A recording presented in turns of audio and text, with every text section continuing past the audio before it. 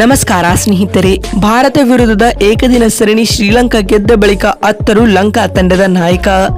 ಬಳಿಕ ದೊಡ್ಡ ಹೇಳಿಕೆ ನೀಡಿದರು ಚರಿತ್ ಅಸಲಂಕ.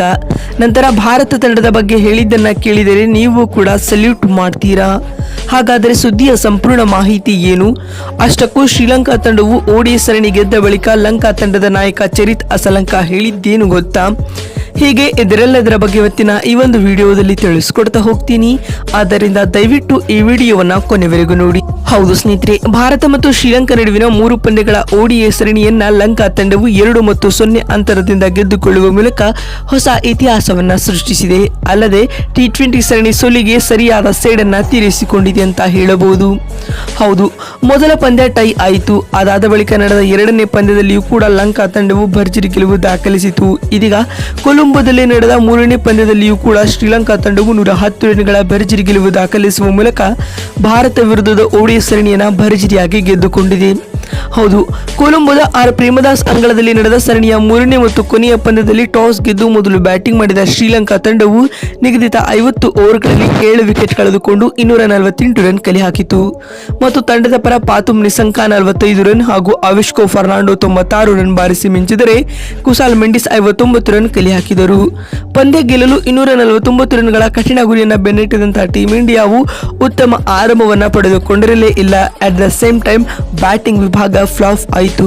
ಪರಿಣಾಮವಾಗಿ ಟೀಂ ಇಂಡಿಯಾವು 26.1 ಓವರ್ಗಳಲ್ಲಿ 138 ರನ್ ಕಲೆ ಹಾಕಿ ಆಲ್ ಔಟ್ ಆಯಿತು ಸ್ನೇಹಿತರೆ. ಇದರೊಂದಿಗೆ 110 ರನ್ಗಳ ಭರ್ಜರಿ ಗೆಲುವು ಲಂಕಾ ತಂಡ ಕಾಣಿತು.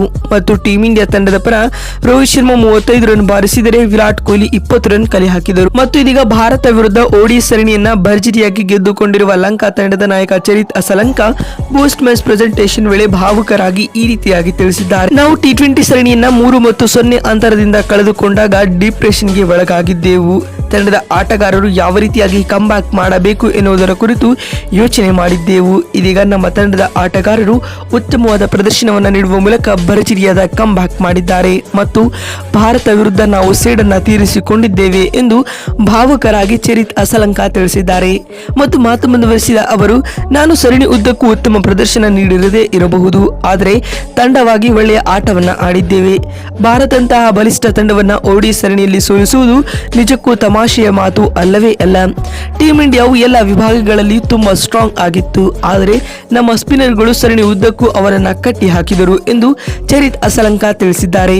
ಮತ್ತು ಮಾತು ಮುಂದುವರಿಸಿದ ಅವರು, ನಾನು ನಾಯಕನಾಗಿ ಮೊದಲ ಸರಣಿಯನ್ನ ಗೆದ್ದಿರುವುದಕ್ಕೆ ನನಗೆ ಭಾವುಕರಾಗುವಂತೆ ಆಗುತ್ತಿದೆ ಎಂದು ಚರಿತ್ ಅಸಲಂಕ ತಿಳಿಸಿದ್ದಾರೆ. ಸ್ನೇಹಿತರೆ, ನೋಡಿದ್ರಲ್ಲ ಬಂಧುಗಳೇ, ಭಾರತ ವಿರುದ್ಧದ ಓಡಿಐ ಸರಣಿಯು ಶ್ರೀಲಂಕಾ ಗೆದ್ದ ಬಳಿಕ ಲಂಕಾ ತಂಡದ ನಾಯಕ ಹೇಳಿದ್ದೇನು ಅಂತ ತಿಳಿಸಿಕೊಡುವ ನಮ್ಮ ಈ ಪ್ರಯತ್ನ ನಿಮಗೆ ಇಷ್ಟವಾಗಿದ್ದಲ್ಲಿ ತಪ್ಪದೆ ಈ ಕೂಡಲೇ ಈ ವಿಡಿಯೋಗೊಂದು ಲೈಕ್ ಮಾಡಿ. ಮತ್ತೊಂದು ವಿಡಿಯೋದಲ್ಲಿ ಸಿಗ್ತೀನಿ. ಅಲ್ಲಿವರೆಗೂ ನಮಸ್ಕಾರ, ಧನ್ಯವಾದಗಳು ಸ್ನೇಹಿತರೆ.